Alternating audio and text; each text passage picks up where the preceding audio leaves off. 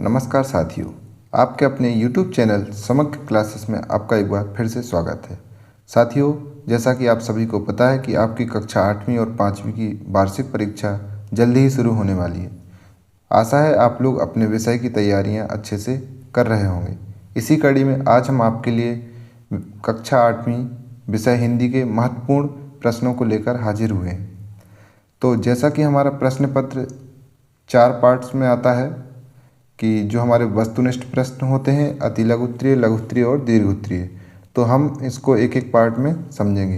तो आज हम सबसे पहले आज के इस वीडियो में जो बहुविकल्पी प्रश्न हैं उन पर चर्चा करेंगे। तो चलिए आज हम आपके वार्षिक परीक्षा की दृष्टि से जो महत्वपूर्ण 30 बहुविकल्पी प्रश्न हैं उनके उत्तरों को देखेंगे और चर्चा करेंगे। तो चलिए स्टार्ट करते हैं आज का वीडियो। तो हमारा सबसे पहला प्रश्न है आज का, वर्दे वीणा वादनी वर्दे के रचयिता का नाम है, क्या है? आप लोग बताइए जल्दी से। सूर्यकांत त्रिपाठी निराला, सूरदास, कबीर या तुलसीदास? तो आपको मालूम है कि इसके रचयिता कौन है? ये सूर्यकांत त्रिपाठी निराला। ये जो है हमारा भाषा भारती का पाठ 1 ही है ना? पाठ 1 है जो कि माँ सरस्वती की कविता है, प्रार्थना है। इसके लेखक कौन है? सूर्यकांत त्रिपाठी निराला। ठीक है, चलिए नेक्स्ट प्रश्न की ओर बढ़ते हैं। हमारा अगला प्रश्न है, सुग्रीव के भाई का नाम था, क्या नाम था? वाली। वाली और सुग्रीव का जो संवाद आपको रामायण में आपने देखा होगा कि राम ने जो है वाली को मारा था क्योंकि वो सुग्रीव का दुश्मन बन गया था। ठीक है, चलिए इसके बाद हमारा अगला प्रश्न है, तानसेन के गुरु थे, कौन थे? बेजू बावरा, स्वामी हरिदास, राजा भान सिंह या विष्णु दिगंबर? तो तानसेन के गुरु कौन थे? आप लोग सोचिए और अपना जवाब बताइए। तो इनके गुरु थे ऑप्शन बी, स्वामी हरिदास। ठीक है, इनको अच्छे से याद रखना कि जो तानसेन है इनको संगीत सम्राट भी कहा जाता है। क्या कहा जाता है? संगीत सम्राट। तो कभी इस तरीके से भी प्रश्न पूछ सकता है। और ये कहाँ के थे? ग्वालियर के।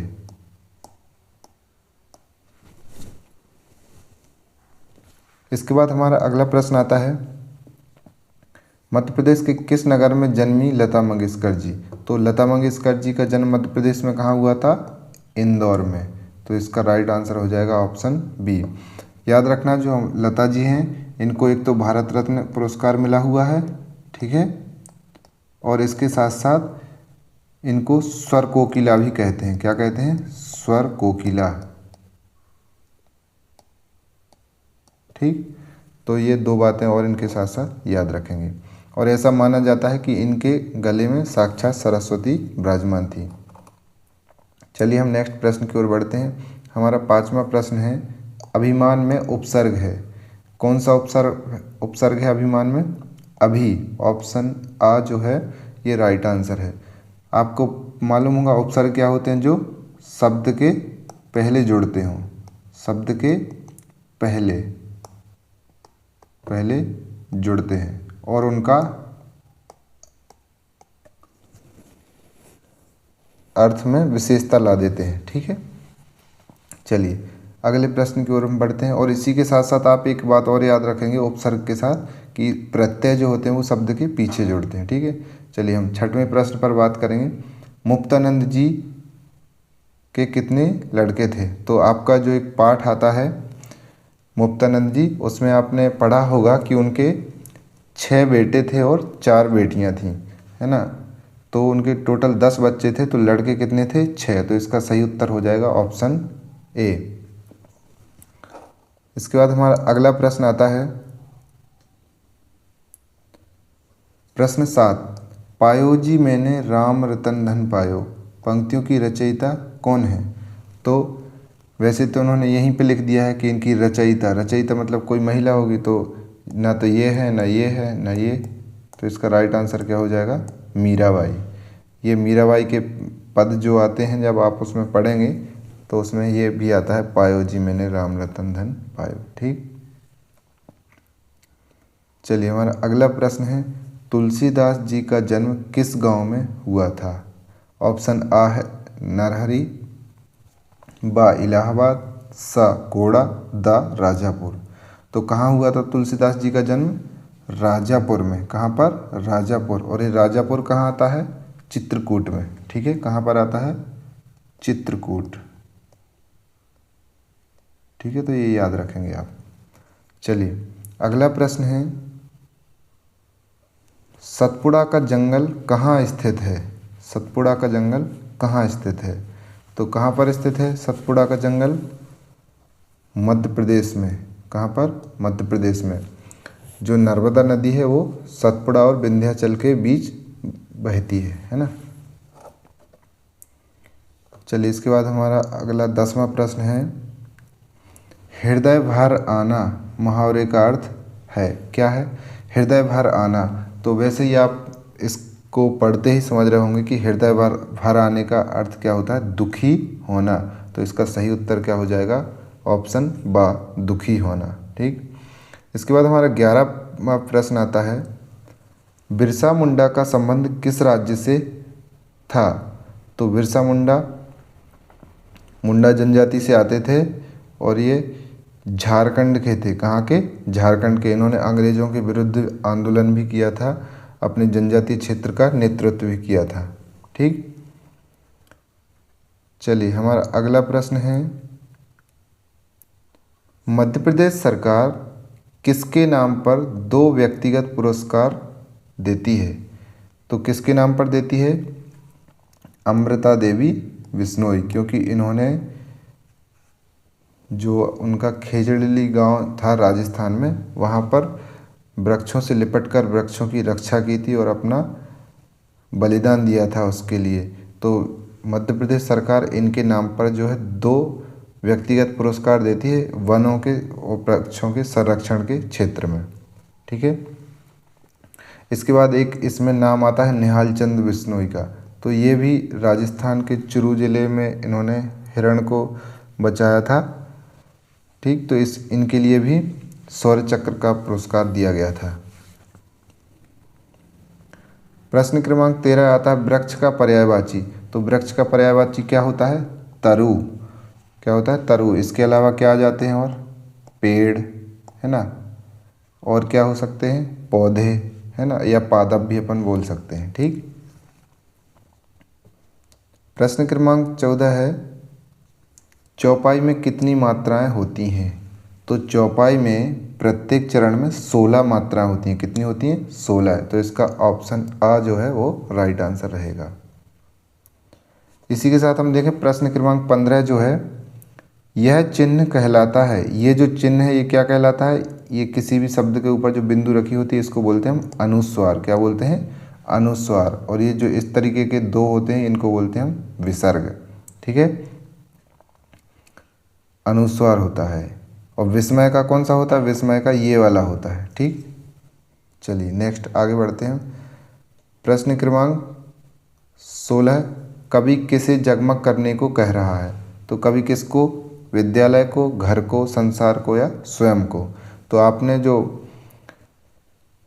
पहला पार्ट हिंदी का पढ़ा होगा और उसमें जो प्रार्थना है वरदे वीणा वादनी वरदे, उसी में आप पढ़ते हो कि जगमग जग कर दे।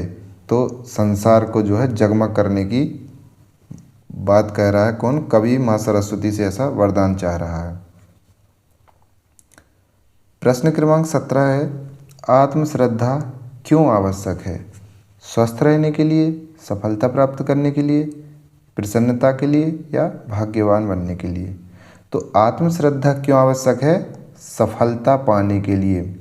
यदि कोई आदमी सफल होना चाहता है तो उसको अपने आप में दृढ़ विश्वास होना अति आवश्यक है। ठीक है, तो ऑप्शन बा इसका सही उत्तर होगा। अब आता है हमारा प्रश्न क्रमांक 18, सामने वाले व्यक्ति की आधी शक्ति खींच लेने की विशेषता किसमें थी? श्री राम में, श्री कृष्ण में, सुग्रीव में या बाली में? तो ये तो सब बच्चे को मालूम होगा कि बाली के पास ऐसी शक्ति थी कि जो भी व्यक्ति उसके सामने युद्ध लड़ने आता था उसकी आधी शक्ति उसके अंदर आ जाती थी, वो शक्ति को खींच लेता था। ठीक, चलिए अब आते हैं प्रश्न क्रमांक 19 पर। राजस्थान के चुरू जिले में हिरणों की रक्षा करते हुए किस शहीद को मरणोपरांत शौर्य चक्र से सम्मानित किया गया था? तो इसका तो अभी मैंने पिछले प्रश्न में जिक्र किया था। कौन से? निहाल चंद बिश्नोई। निहाल चंद बिश्नोई ने अक्टूबर 1996 की बात है कि राजस्थान के चुरू जिले के पास हिरणों की रक्षा करते हुए ये शहीद हुए थे, इसलिए इनको मरणोपरांत कौन सा शौर्य चक्र सम्मान दिया गया था। ठीक है, चलिए अब हमारा 20वां प्रश्न है, कुंडलियाँ छंद किन से मिलकर बनता है?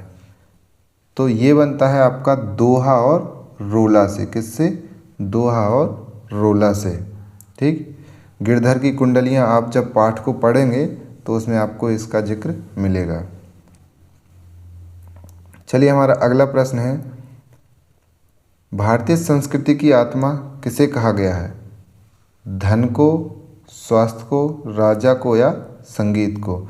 तो किसको कहा गया है? संगीत को। आपने संगीत की विरासत में पढ़ा है ना कि जो भारतीय संस्कृति की आत्मा है वो किसको कहा गया है? संगीत को। ठीक, चलिए अगला प्रश्न है, डॉक्टर चंद्रा की इच्छा क्या बनने की थी?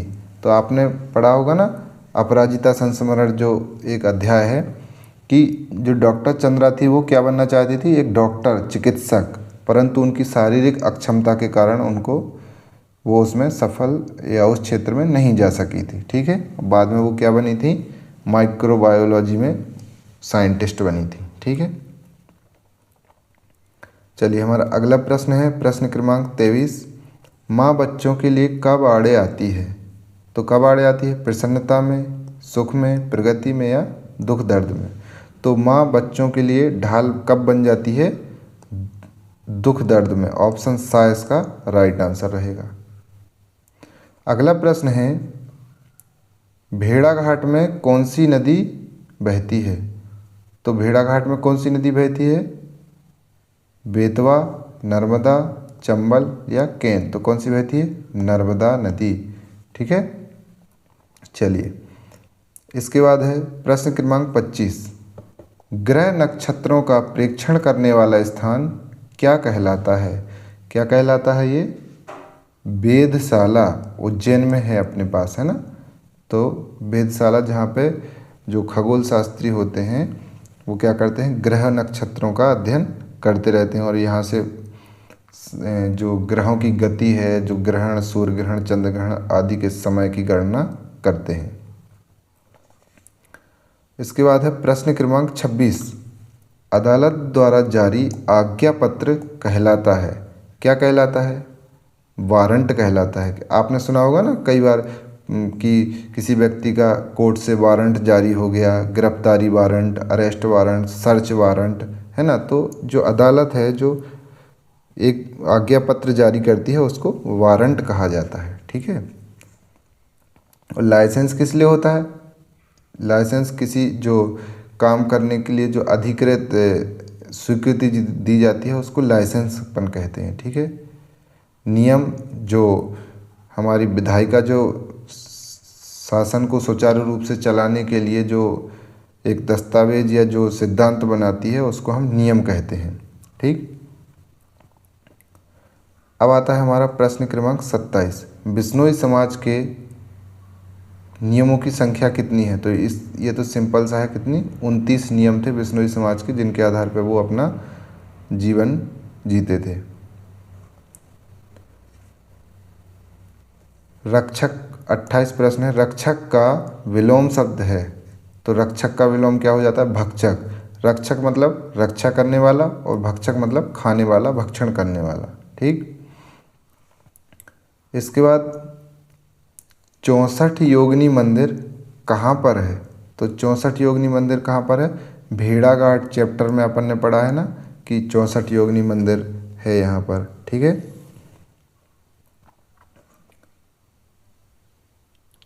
अब आता है प्रश्न क्रमांक 30 और जो बहुविकल्पी का हमारा आज का अंतिम प्रश्न, प्रश्न क्रमांक, हे भगवान वाक्यांश में कौन सा विराम चिन्ह लगेगा? तो इसमें कौन सा विराम चिन्ह लगेगा?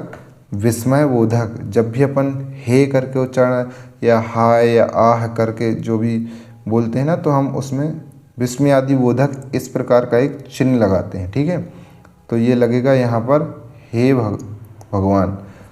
ठीक है, तो ये थे आज के हमारे महत्वपूर्ण 30 बहुविकल्पीय प्रश्न।